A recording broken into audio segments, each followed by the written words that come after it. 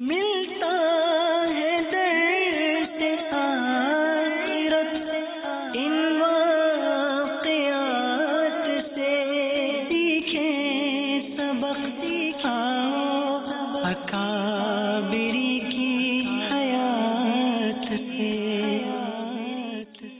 الحمد للہ رب العالمین والصلاة والسلام علی سید المرسلین، اما بعد فاعوذ باللہ من الشیطان الرجیم، بسم اللہ الرحمن الرحیم، الصلاة والسلام علیک یا رسول اللہ وعلی آلک واصحابک یا حبیب اللہ، الصلاة والسلام علیک یا نبی اللہ وعلی آلک واصحابک یا نور اللہ۔ پیارے اسلامی بھائیوں اور مدنی چینل کے ناظرین، پروگرام ہے ایک قصہ ایک سبق، اور آج ہم آپ کے سامنے انشاءاللہ بزرگان دین کے اپنی نیکیوں کو چھپانے کے واقعات بیان کریں گے۔ آئیے سب سے پہلے درود پاک کی فضیلت سنتے ہیں۔ درود پاک کی فضیلت، فرمان آخری نبی رسول ہاشمی صلی اللہ علیہ وآلہ وسلم، جس نے کتاب میں مجھ پر درود پاک لکھا، جب تک میرا نام اس میں رہے گا فرشتے اس کے لیے بخشش کی دعا کرتے رہیں گے۔ صلو علی الحبیب صلی اللہ علی محمد۔ تیسری صدی ہجری کے ایک بزرگ حضرت اسماعیل بن نجید نیشا پوری رحمۃ اللہ علیہ، آپ اپنے دور کے بہت بڑے امام، محدث، زاہد اور صوفی بزرگ تھے۔ آپ حضرت ابو عثمان ہیری رحمۃ اللہ علیہ کے مرید تھے۔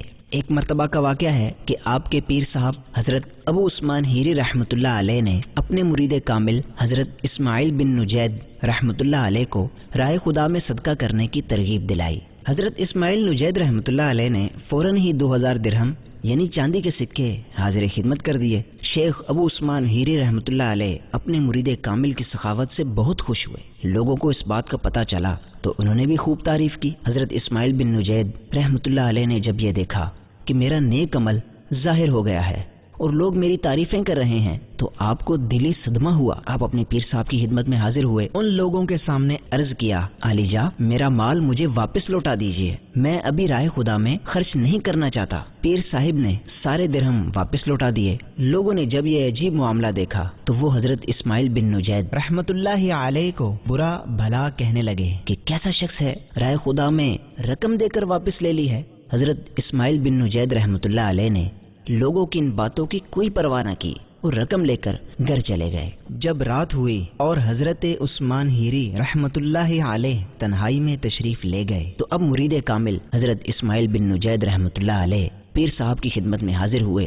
وہی 2000 درہم پیش کر کے عرض کیا، علی جا یہ 2000 درہم ہیں، آپ نے جس دینی ضرورت میں خرچ کرنے ہیں چھپا کر خرچ کر دیجئے، میرا نام کسی پر ظاہر مت ہونے دیجئے گا۔ حضرت عثمان ہیری رحمۃ اللہ علیہ نے اپنے مرید کامل کی یہ بات سنی تو آپ کی آنکھوں میں آنسو آ گئے اور فرمایا، اے اسماعیل تیری ہمت کو سلام، صلو علی الحبیب صلی اللہ علی محمد۔ اللہ والوں کی ایک پاکیزہ عادت۔ پیارے اسلامی بھائیوں، دیکھا آپ نے ہمارے بزرگان دین نیک اعمال میں اخلاص کا کس قدر لحاظ رکھا کرتے تھے۔ یہ پاکیزہ لوگ اپنی نیکیاں چھپانے کا کس قدر جذبہ رکھتے تھے۔ ہماری نیکی ظاہر ہو جائے، لوگ تعریفیں کرنے لگیں، واہ واہ ہونے لگے، بڑے مجمع میں اعلان ہو جائے کہ فلاں صاحب نے اتنی رقم رائے خدا میں صدقہ کی ہے، سوشل میڈیا پر وائرل ہو جائے، اخبار میں اشتہار لگ جائیں تو ہمیں خوشی ہوتی ہے، ہم پھولے نہیں سماتے۔ مگر قربان جائیے ان نیک اور پاکیزہ لوگوں کی سوچ پر، ان کی ہمت پر، ان کے اخلاص پر۔ یہ لوگ خالص اللہ پاک کی رضا کے لیے نیکیاں کیا کرتے تھے۔ اول تو نیکی ظاہر ہی نہیں ہونے دیتے تھے، پھر اگر اپنی کوشش کے بغیر کسی وجہ سے نیکی ظاہر ہو جاتی تو انہیں صدمہ ہوتا، دکھ ہوتا تھا کہ ہماری نیکی ظاہر کیوں ہو گئی، ہم تو اللہ پاک کی رضا چاہتے ہیں۔ یہ لوگوں کی تعریفیں، واہ واہ، ہماری نیک نامی کہیں ہماری نیکی کا بدلہ نہ بن جائے، یہ ہے اللہ والوں کی شان۔ اللہ پاک اپنے ان نیک لوگوں کا صدقہ ہم گناہ گاروں کو بھی اخلاص کی دولت عطا فرمائے، آمین بجاہ خاتم النبیین صلی اللہ علیہ وآلہ وسلم۔ نیکیاں چھپانے سے کیا مراد ہے؟ اللہ پاک کے کامل ولی قرآن کریم میں جن کے علم اور حکمت کا بیان ہے، یعنی حضرت لقمان حکیم رحمۃ اللہ علیہ، قرآن کریم پارہ 21 میں ان کے نام کی ایک پوری سورت ہے، سورہ لقمان۔ حضرت لقمان حکیم رحمۃ اللہ علیہ نے اپنے بیٹے کو نصیحت کرتے ہوئے فرمایا، بیٹا ریاکاری یہ ہے کہ تم نیکی کا بدلہ دنیا ہی میں طلب کرو، حالانکہ نیک لوگ آخرت کے لیے نیکیاں کرتے ہیں۔ بیٹے نے عرض کیا، ابا جان ریاکاری کا علاج کیا ہے؟ فرمایا نیکیوں کو چھپانا۔ بیٹے نے پھر عرض کیا کہ نیکیوں کو کیسے چھپایا جا سکتا ہے؟ بیٹے کے اس سوال کے جواب میں حضرت لقمان حکیم رحمۃ اللہ علیہ نے 2 باتیں ارشاد فرمائی۔ نمبر 1 فرمایا وہ نیکیاں جن کا اظہار ضروری ہے ان میں اخلاص کے ساتھ داخل ہوا کرو۔ وضاحت، جیسے فرض نماز ہے، یقیناً یہ بہت بڑی نیکی ہے، مگر یہ نیکی ہم چھپ کر نہیں کر سکتے کیونکہ فرض نمازیں مسجد میں باجماعت ادا کرنا واجب ہے۔ اسی طرح حج، عمرہ ہے، یہ بھی بہت اعلیٰ نیکیاں ہیں، لیکن ظاہر ہے حج کرنے جائیں گے تو لوگوں کو تو پتہ چل ہی جائے گا، لہٰذا ایسی تمام نیکیاں جن کا اظہار ضروری ہے یا جو نیکیاں چھپ کر نہیں کی جا سکتی، ایسی نیکیاں صرف اور صرف اللہ پاک کی رضا کے لیے کی جائیں، ان میں واہ واہ کی تعریف کی خواہش دل میں نہ رکھی جائے۔ اس طرح کی نیکیوں میں اسی کو نیکیاں چھپانا کہا جائے گا۔ دوسرے نمبر پر حضرت لقمان حکیم رحمۃ اللہ علیہ نے فرمایا وہ نیکیاں جو چھپ کر کی جا سکتی ہیں، جیسے تہجد ہے، نفل نمازیں ہیں، صدقہ و خیرات ہے، ایسی نیکیوں میں کوشش کرو کہ اللہ پاک کے سوا کسی کو ان کی اطلاع نہ ہونے پائے، اور اگر کوئی ایسی نیکی لوگوں پر ظاہر ہو جائے تو اسے اپنی نیکیوں میں شمار ہی نہ کیا کرو۔ صلو علی الحبیب صلی اللہ علی محمد۔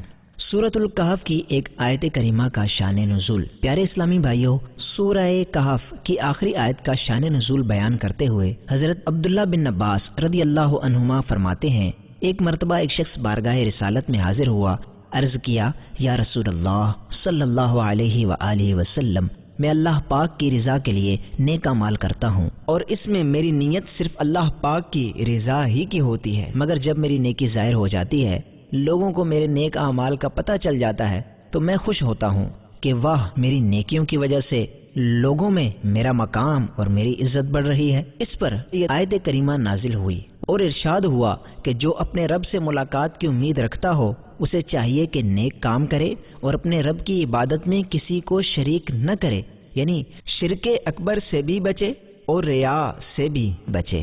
قیامت پر ایمان رکھنے کے 2 تقاضے۔ اس آیت کریمہ سے معلوم ہوا کہ ہر وہ شخص جو قیامت پر ایمان رکھتا ہے، جسے یقین ہے کہ ایک دن یہ دنیا فنا ہو جائے گی، جس کا ایمان ہے کہ اللہ پاک مخلوق کو دوبارہ زندہ فرمائے گا، قیامت قائم ہوگی، تمام مخلوق کو میدان محشر میں جمع کیا جائے گا، سب اگلے پچھلے اللہ پاک کے حضور حاضر ہوں گے۔ جو جنت کو مانتا ہے، جو جہنم کے عذابات پر یقین رکھتا ہے، جو دل سے اقرار کرتا ہے کہ روز قیامت اعمال کا حساب لیا جائے گا، نیک لوگوں کو اللہ پاک کی رحمت سے جنت میں داخلہ نصیب ہوگا، اور گناہگار جن پر اللہ پاک کا غضب ہوگا وہ جہنم کے دردناک عذاب میں گرفتار ہوں گے۔ جو شخص اس سچے عقیدے پر پختہ ایمان رکھتا ہے، جو روز قیامت شرمندگی سے بچنا چاہتا ہے، جو جنت کا امیدوار اور جہنم سے آزادی کا طلبگار ہے، اس کا یہ ایمان اس کی جنت میں جانے کی امید یہ تقاضا کرتی ہے کہ وہ بندہ 2 کام کرے۔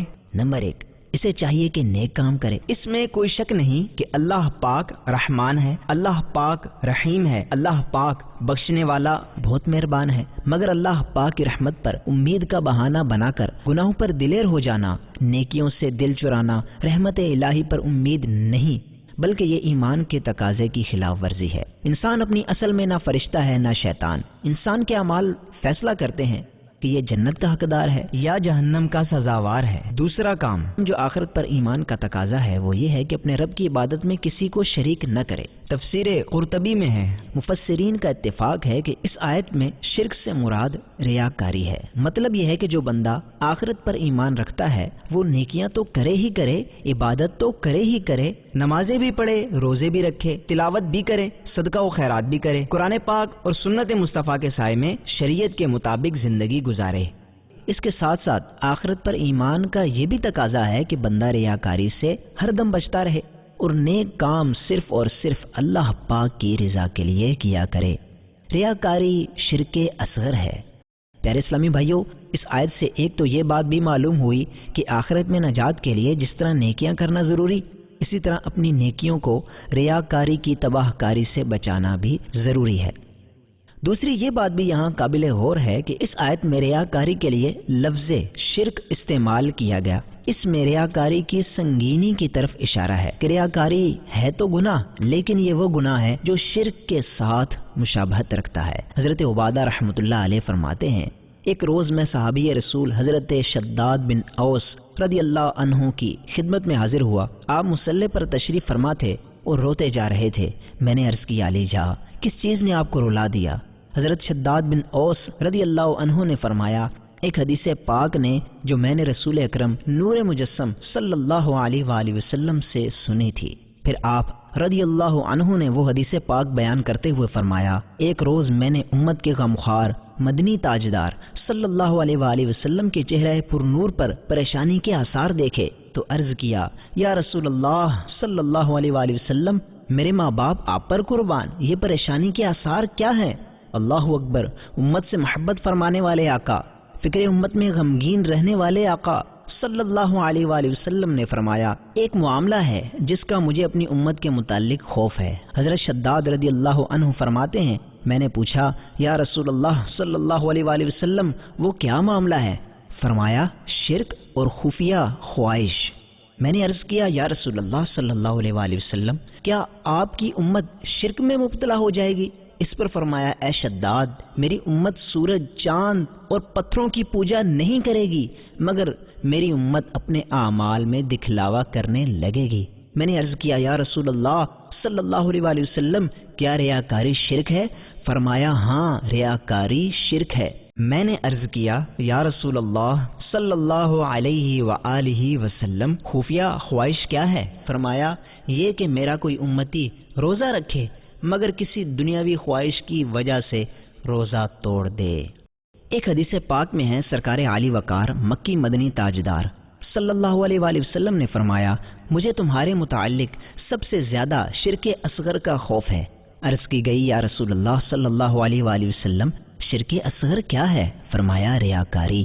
پھر فرمایا، روز قیامت جب لوگوں کو ان کے اعمال کا بدلہ دیا جائے گا تو ریاکاروں کو کہا جائے گا، انہی کے پاس جاؤ جنہیں دنیا میں اپنے اعمال دکھاتے تھے۔ ریاکاری دجال کے فتنے سے زیادہ خطرناک ہے۔ حضرت ابو سعید خدری رضی اللہ عنہ فرماتے ہیں، ایک روز ہم بیٹھے دجال کے فتنے سے متعلق باتیں کر رہے تھے، اتنے میں خوش اخلاق نبی رسول ہاشمی صلی اللہ علیہ وآلہ وسلم تشریف لے آئے۔ آپ صلی اللہ علیہ وآلہ وسلم نے ہمیں دجال سے متعلق باتیں کرتے ہوئے سنا تو فرمایا، کیا میں تمہیں اس چیز کے متعلق نہ بتاؤں جس کا مجھے تمہارے متعلق دجال سے بھی زیادہ خوف ہے؟ ہم نے عرض کیا، یا رسول اللہ صلی اللہ علیہ وآلہ وسلم، کیوں نہیں، ضرور ارشاد فرمائیے۔ اس پر آقائے دو جہاں مکی مدنی سلطان صلی اللہ علیہ وآلہ وسلم نے فرمایا، شرک خفی یعنی ریاکاری دجال کے فتنے سے زیادہ خطرناک ہے۔ دجال کون ہے، اس کے فتنے کی وضاحت۔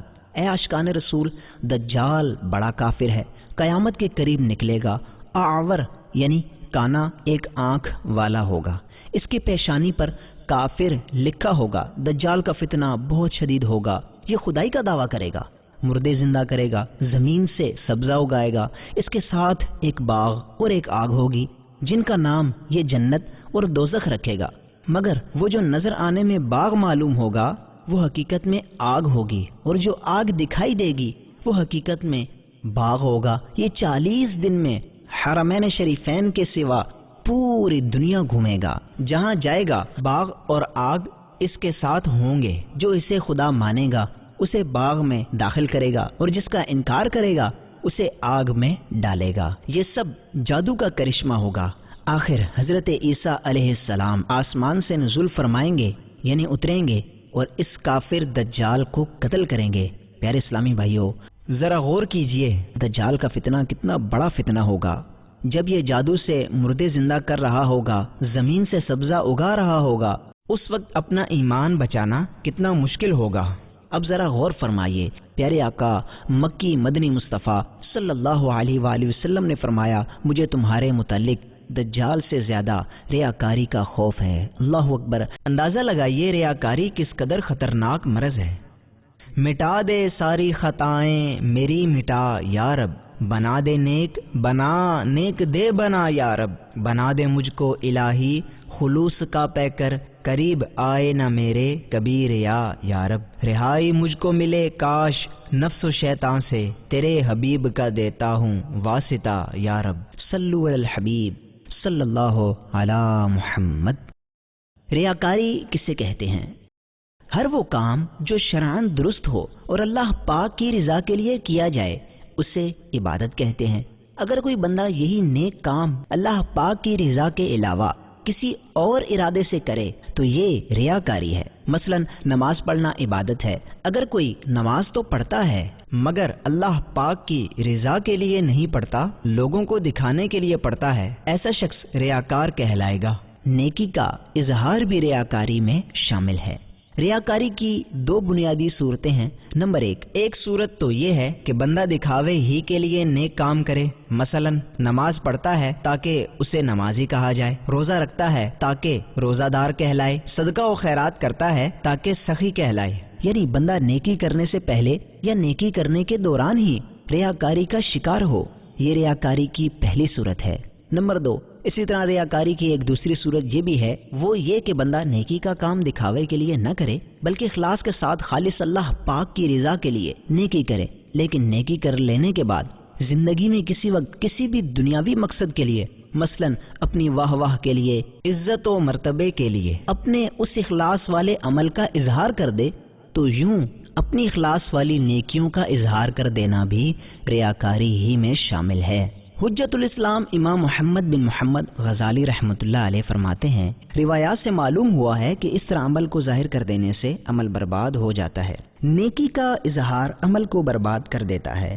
حضرت ابو درداء رضی اللہ عنہ سے روایت ہے، سرکار علی وقار مکی مدنی تاجدار صلی اللہ علیہ وآلہ وسلم نے فرمایا، بے شک نیکی کی حفاظت کرنا نیکی کرنے سے زیادہ مشکل ہے۔ بے شک آدمی نیکی کرتا ہے تو اس کے لیے تنہائی میں کی گئی ایک نیکی اور ساتھ میں 70 گنا اضافہ لکھ دیا جاتا ہے، پھر شیطان اس کے ساتھ لگا رہتا ہے یہاں تک کہ بندہ لوگوں کے سامنے اپنی نیکی کا اظہار کر دیتا ہے، چنانچہ 70 گنا اضافہ جو اس کے اعمال نامے میں لکھا گیا تھا وہ مٹا دیا جاتا ہے۔ پھر شیطان اس بندے کے ساتھ لگا رہتا ہے یہاں تک کہ وہ بندہ دوسری مرتبہ اپنی نیکی کا اظہار کر دیتا ہے۔ بندے کی خواہش ہوتی ہے کہ اس کی نیکی کا ذکر کیا جائے، نیک کام پر اس کی تعریف کی جائے، بس اس کا یہ عمل مٹا دیا جاتا ہے اور اس کی جگہ ریاکاری کا گناہ لکھ دیا جاتا ہے۔ بندے کو چاہیے کہ اللہ پاک سے ڈرے، اپنے دین کی حفاظت کرے، بے شک ریاکاری شرک ہے۔ دو انتہائی خطرناک دشمن۔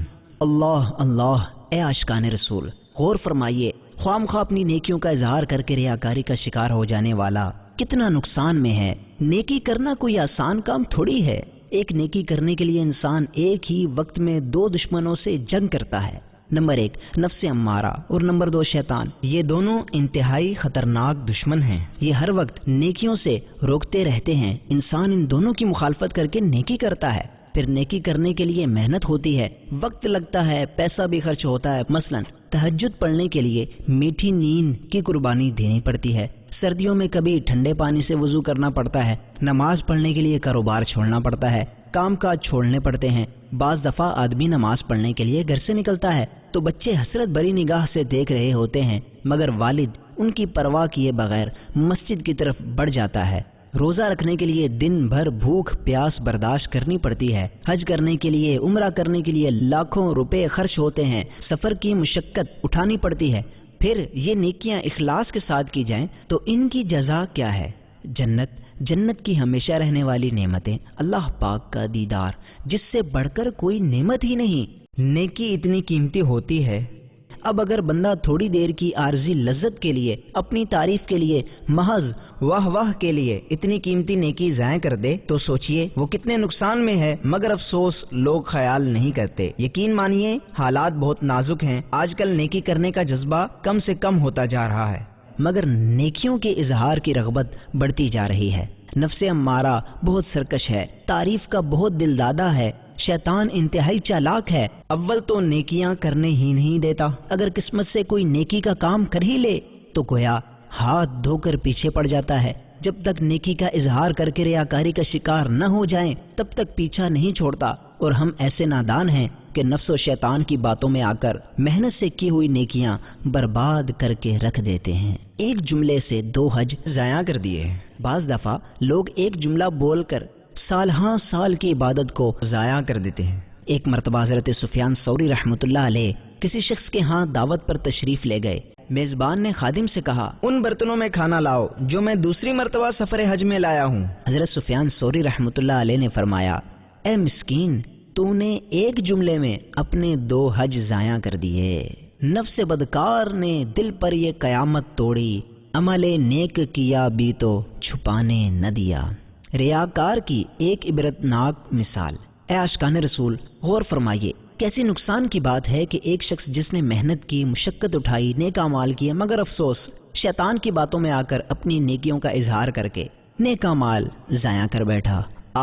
نیکیوں کا اظہار کر کے ریاکاری کا شکار ہونے والے کا محض عمل بیکار کر دیا جاتا ہے، تب بھی صرف اتنا ہو تاکہ گویا اس نے نیکی کی ہی نہیں ہے۔ لیکن بات ایسی نہیں ہے، بلکہ ریاکار تو وہ خطاوار ہے جو کرتا نیکی ہے مگر نیکیوں کے اظہار کے سبب گناہگار لکھ دیا جاتا ہے۔ دکھاوے کے لیے نیکی کرنا یا نیکی کا اظہار کر کے ریاکاری کا شکار ہو جانا کس قدر خطرناک ہے، یہ سمجھانے کے لیے قرآن کریم نے ایک عبرتناک مثال بیان فرمائی۔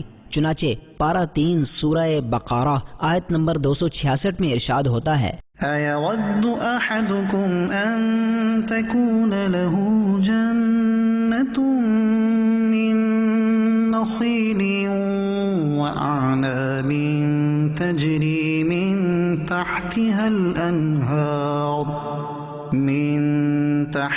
الْأَنْهَارُ لَهُ فِيهَا مِن كُلِّ الثَّمَرَاتِ وَأَصَابَهُ الْكِبَرُ وَلَهُ ذُرِّيَّةٌ ضُعَفَاءُ فَأَصَابَهَا إِعْصَارٌ فِيهِ نَارٌ فَاحْتَرَقَتْ كَذَلِكَ يُبَيِّنُ اللَّهُ لَكُمُ الْآيَاتِ لَعَلَّكُمْ تَتَفَكَّرُونَ۔ کیا تم میں کوئی یہ پسند کرے گا کہ اس کے پاس کھجور اور انگوروں کا ایک باغ ہو جس کے نیچے ندیاں بہتی ہوں، اور اس کے لیے اس میں ہر قسم کے پھل ہوں، اور اسے بڑھاپا آ جائے، اور حال یہ ہو کہ اس کے کمزور و ناتواں بچے ہوں، پھر اس پر ایک بگولا آئے جس میں آگ ہو تو سارا باغ جل جائے۔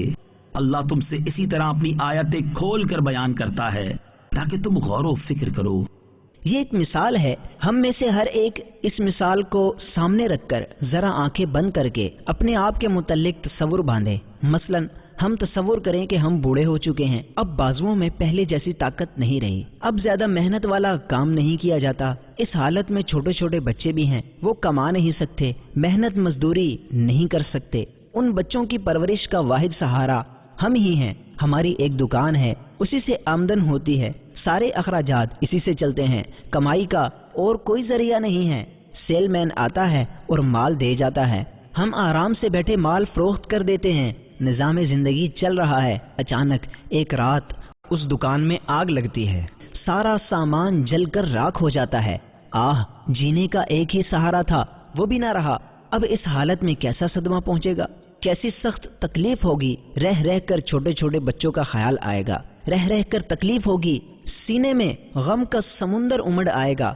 آنسو نکلیں گے، غم کا کیسا پہاڑ ٹوٹ جائے گا۔ اب اسی تصور کو ذرا آخرت کی طرف موڑ دیجئے، ہم نے دنیا میں کئی سال گزارے، ساری زندگی نمازیں پڑھتے رہے، روزے رکھتے رہے، صدقہ و خیرات کرتے رہے، اشراق و چاشت اور اوابین کے بھی پابند رہے، تہجد بھی کبھی نہ چھوڑی، نفل حج بھی کیے، عمرے بھی کیے، نیکیوں پر نیکیاں کرتے چلے گئے، اپنے طور پر ہم بہت نیک تھے، نامہ اعمال نیکیوں سے بھرا ہوا سمجھ رہے تھے، اچانک موت کا فرشتہ آیا، روح قبض کر لی گئی، کوہرام مچ گیا، کتنا نیک آدمی تھا، دنیا سے چل بسا، ہر آنکھ نم ہے، آہیں بلند ہو رہی ہیں، آخر ہمیں کفن پہنا دیا گیا، نماز جنازہ ادا کر دی گئی، پھر ہمیں اندھیری قبر میں اتار کر تنہا چھوڑ کر لوگ غمگین دل کے ساتھ تعریفیں کرتے ہوئے، ہماری نیکیوں پر واہ واہ کرتے ہوئے گھروں کو چلے گئے، اب ہم ہیں اور ہمارے اعمال ہیں۔ اب اس تنہائی میں، وحشت کے عالم میں، قبر کے اندھیرے میں پتہ چلا کہ ہماری وہ ساری نیکیاں تو ریاکاری کی وجہ سے برباد ہو گئیں۔ وہ لمبی لمبی نمازیں، تہجد، اوابین، اشراق، چاشت، وہ گرمیوں کے روزے، دن بھر کی بھوک پیاس، لاکھوں خرچ کر کے جو حج کیے تھے، عمرے کیے تھے، اپنے خون پسینے کی کمائی جو غریبوں میں بانٹ دی تھی، مسجد کی تعمیر میں حصہ ڈالا تھا، دینی مدرسے پر خرچ کیا تھا، زندگی بھر محنت کر کے مشقت اٹھا کر ایک ایک کر کے نیکیاں جمع کی تھی، امیدیں تھی، بھروسہ تھا کہ یہ نیکیاں قبر میں کام آئیں گی، عذاب قبر سے بچائیں گی، سخت اندھیری رات کو روشن فرمائیں گی، مگر افسوس، 100 کروڑ افسوس، اب قبر میں پہنچے تو معلوم ہوا کہ ان نیکیوں کا اظہار کر کے ریاکاری کا شکار ہو کر ساری محنت تو برباد کر ڈالی، اب اعمال نامے میں تو کوئی نیکی ہے ہی نہیں، ریاکاریاں ہی ریاکاریاں ہیں۔ 100 کروڑ اللہ پاک بچائے۔ پیارے اسلامی بھائیو، اگر ایسا ہو گیا تو قبر کی اس تنہائی میں، اس وحشت میں ہم پر کیا گزرے گی؟ کیسا غم کا پہاڑ ٹوٹے گا، کیسی حسرت ہوگی؟ اس وقت لوگ زمین کے اوپر ہماری تعریف کر بھی رہے ہوئے تو کیا فائدہ؟ ہم تو قبر کی تنہائی میں غم اور شرمندگی کا شکار ہو رہے ہوں گے، حسرت ہو رہی ہوگی، مگر افسوس اب کیا ہوت جب چڑیاں چگ گئی کھیت، کچھ میرے بچنے کی صورت کیجئے، اب تو جو ہونا تھا مولا ہو گیا، سب سے بڑھ کر نقصان میں کون؟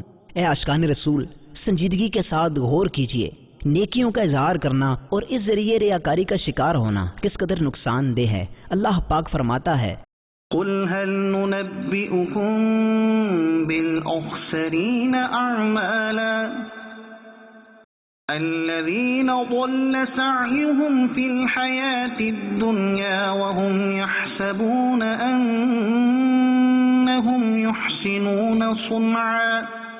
تم فرماؤ کیا ہم تمہیں بتا دیں کہ سب سے زیادہ ناقص عمل والے کون ہیں؟ وہ لوگ جن کی ساری کوشش دنیا کی زندگی میں برباد ہو گئی، حالانکہ وہ یہ گمان کر رہے ہیں کہ وہ اچھا کام کر رہے ہیں۔ ان آیات میں بتایا گیا کہ وہ شخص جو دنیا میں محنت کرتا رہا، کوشش کرتا رہا، اس نے بظاہر اپنا وقت ضائع نہیں کیا اور وہ سمجھ رہا تھا کہ میں بہت اچھے کام کر رہا ہوں، میں بہت نیکیاں کما رہا ہوں، مگر جب روز قیامت اللہ پاک کی بارگاہ میں حاضر ہوا تو معلوم ہوا کہ وہ ساری محنت، ساری کوشش تو ضائع ہو گئی۔ یہ وہ شخص ہے جو قیامت کے دن سب سے زیادہ خسارے اور نقصان میں ہوگا۔ علامہ قرطبی رحمۃ اللہ علیہ اس آیت کے تحت فرماتے ہیں، اس بندے کے اعمال ضائع ہو جائیں گے یا تو اس لیے کہ یہ بد عقیدہ تھا، کافر تھا، بد مذہب تھا، یا پھر اس لیے اعمال ضائع ہو جائیں گے کہ یہ ریاکاری اور دکھلاوا کیا کرتا تھا۔ ریاکار اللہ پاک سے بد دیانتی کرنے والا ہے۔ ایک مرتبہ ایک شخص نے بارگاہ رسالت میں عرض کیا، یا رسول اللہ صلی اللہ علیہ وآلہ وسلم، روز قیامت کون سی چیز نجات دلائے گی؟ پیارے نبی رسول ہاشمی صلی اللہ علیہ وآلہ وسلم نے فرمایا، اللہ پاک کے ساتھ بد دیانتی نہ کرنا۔ اس شخص نے پھر عرض کی، بندہ اللہ پاک کے ساتھ بد دیانتی کیسے کر سکتا ہے؟ فرمایا، اس طرح کہ تم اللہ پاک اور اس کے رسول صلی اللہ علیہ وآلہ وسلم کی فرما برداری والا کام غیر اللہ کو راضی کرنے کے لیے کرو، پس ریاکاری سے بچتے رہو، کیونکہ ریاکاری شرک اصغر ہے، اور قیامت کے دن ریاکار کو 4 ناموں سے پکارا جائے گا۔ نمبر 1، اے بدکار۔ نمبر 2، اے دھوکے باز۔ نمبر 3، اے کافر۔ نمبر 4، اے نقصان اٹھانے والے، تیرا عمل خراب ہوا، تیرا اجر برباد ہوا، آج تیرے لیے کوئی حصہ نہیں۔ اے دھوکہ دینے کی کوشش کرنے والے، اپنا ثواب اس کے پاس تلاش کر جس کے لیے عمل کیا کرتا تھا۔ پیارے اسلامی بھائیو، آج کے پروگرام کا وقت اختتام کی طرف بڑھ رہا ہے۔ آئندہ ایک نئے واقعے اور سبق کے ساتھ حاضر ہوں گے، تب تک کے لیے اجازت دیجیے۔ صلو علی الحبیب صلی اللہ علی محمد۔